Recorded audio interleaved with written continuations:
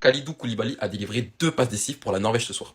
Sauf qu'en fait, Kalidou Koulibaly est défenseur central pour le Sénégal. Et déjà face à la France, je l'avais pas trouvé bon du tout. Il avait d'ailleurs commis plusieurs erreurs défensives sur des buts de l'équipe de France. Mais aujourd'hui, c'est bien pire que ça parce que 2 fois, il va littéralement rendre le ballon aux Norvégiens dans la surface de réparation. Il nous a tout fait. Une fois, c'est une remise, je sais pas pour qui en fait, si ce n'est pour un Norvégien. Et la deuxième fois, c'est un contrôle en fait. Il pousse la balle trop loin, il contrôle pas son ballon, il essaie de tacler pour rattraper son erreur. Mais c'est déjà trop tard. 2 fois, ça mène à un but de la Norvège. Et quand ton capitaine d'équipe, le patron de ta défense, ne respire aucune sérénité, enchaîne erreur sur erreur, forcément ça a un impact sur toute l'équipe. Je vais prendre l'exemple d'Edouard Mendy qui a réalisé un très gros début de match. J'ai 2 parades en tête, dont celle-là. Sauf qu'à partir du premier but de la Norvège. Champion d'Afrique, vous.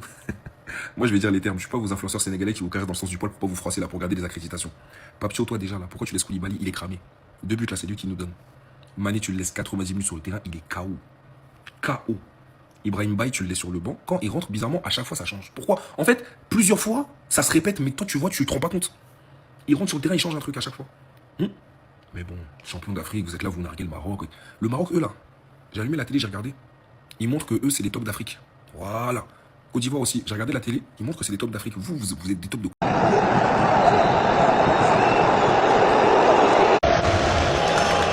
Bon voilà, en direct du stade, 10 heures de route pour prendre une déroute.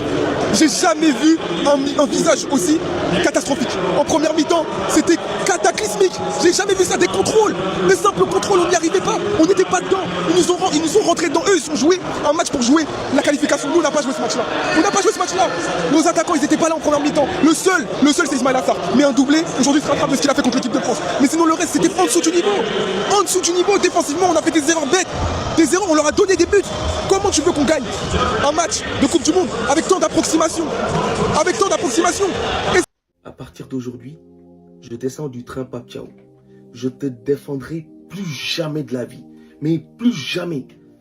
Mais t'es le coach le plus nul de la planète. Non. Le truc qui me fait mal, c'est que même les vieilles mamies au bled qui regardent pas le foot savent que Ibrahim Baye devait être titulaire. C'est fait taper 3-2 par la Norvège. C'est fait taper 3-2 par la Norvège. 3-2. Performance tocaresque, offensivement, défensivement, il n'y a personne qui se gère en fait. Moi, je comprends pas. Je comprends réellement pas ce qui se passe avec cette équipe nationale du Sénégal. On est nuls. Franchement, il faut dire la vérité. Le Sénégal est méconnaissable. Pape Thiaw, tu dois des explications. Où est passé ce Pape Thiaw, souriant, vainqueur, conquérant? Encore ce soir, il a remis la même composition que face à l'équipe de France. Avec Jackson en pointe, Mané sur le côté, Ismaïla Assar, même si Ismaïla Assar il a mis un doublé, il a fait un très bon match. Mais les gars, Mbaye il a pas le droit d'être titulaire ou quoi? Je comprends pas. Pourquoi? Qu'est-ce qui se passe avec Iliman Ndiaye? Est-ce qu'il est toujours blessé? J'arrive pas à comprendre. T'as Kalidou Koulibaly qui est blessé depuis 2 mois, qui avait pas joué depuis 2 mois. Il le met titulaire et encore titulaire. Et là, ce soir, ça s'est vu. Et au final, t'as une équipe de Norvège qui a marché sur le Sénégal. Je comprends pas, en fait, là, ce qui se passe avec la sélection sénégalaise. Alors oui, il y a des problèmes en interne, etc. Mais là, ça met toute la nation en danger. Là, maintenant, il va falloir se battre pour obtenir une 3e place. Alors que le Sénégal doit se battre pour la 1re. Donc ce soir, je suis pas content et je pense que les Sénégalais sont encore moins contents. Parce que là, on est très loin de cette équipe du Sénégal qui savait gérer ses matchs, qui jouait bien, etc. Là, on avait un Sénégal. Bah alors, les sorciers de la Teranga, dehors! Bah alors, les champions d'Afrique des vestiaires, pas de gris-gris, pas de win? La fédération sénégalaise de sorcellerie qui rejoint la Tunisie. J'ai appris que vous aviez pas un sou. Du coup, j'ai pris l'initiative, j'ai appelé le staff de la Tunisie. Et ils m'ont dit qu'il leur restait des places dans l'avion. Vous pouvez rentrer avec eux. En fait, le problème, c'est que le Maroc vous a donné l'impression, aux Africains, que la Coupe du Monde était facile. Eh oui, vous n'arrivez même pas à gagner un match, c'est une dinguerie.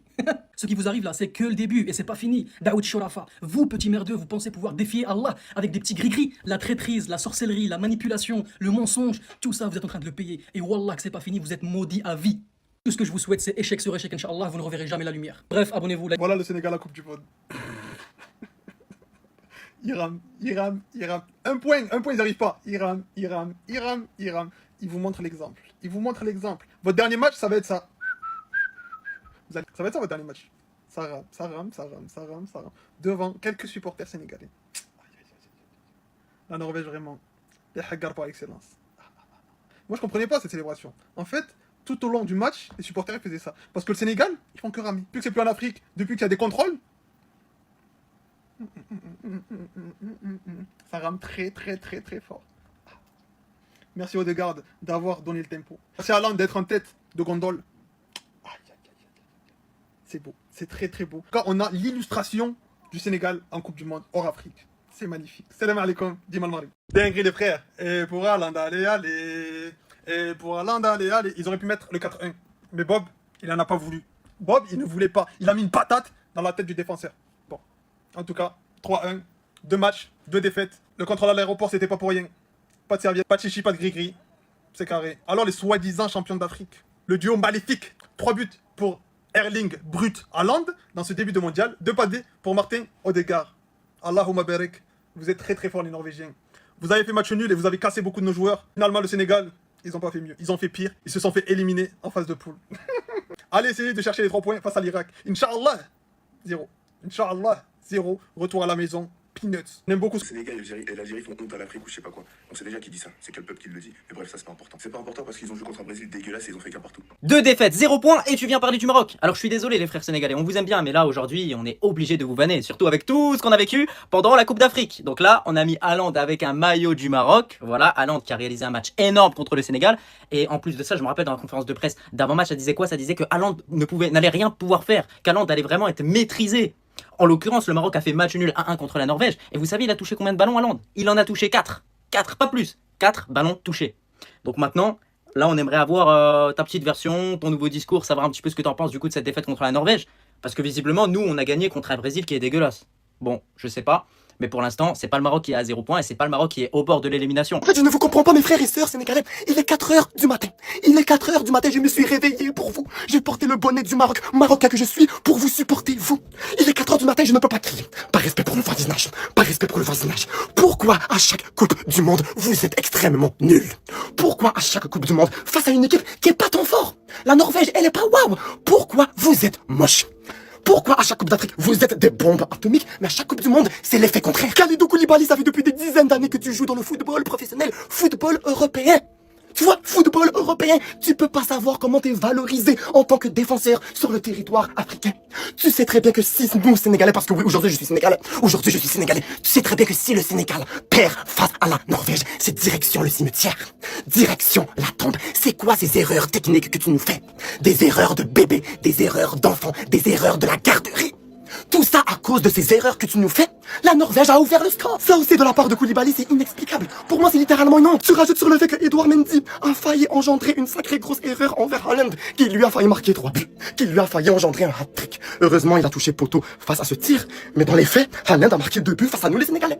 Vous voyez le nombre de mimes que j'ai vu dans les réseaux sociaux sur le fait de voir Haaland manger, éradiquer tout l'effectif sénégalais. C'est ça qui s'est produit aujourd'hui. C'est ça qui s'est produit. Ce mec-là a engendré 2 buts face à nous les Sénégalais, et je ne comprends pas ceci. Je ne comprends pas ceci. Parce que oui, j'ai vu un Sénégal en train de gagner la CAN 2025 face à nous les Marocains. Face à nous les Marocains. Qu'il faut se le dire, nous Marocains, on est forts en Coupe du Monde actuellement, mais vous, Sénégalais, vous...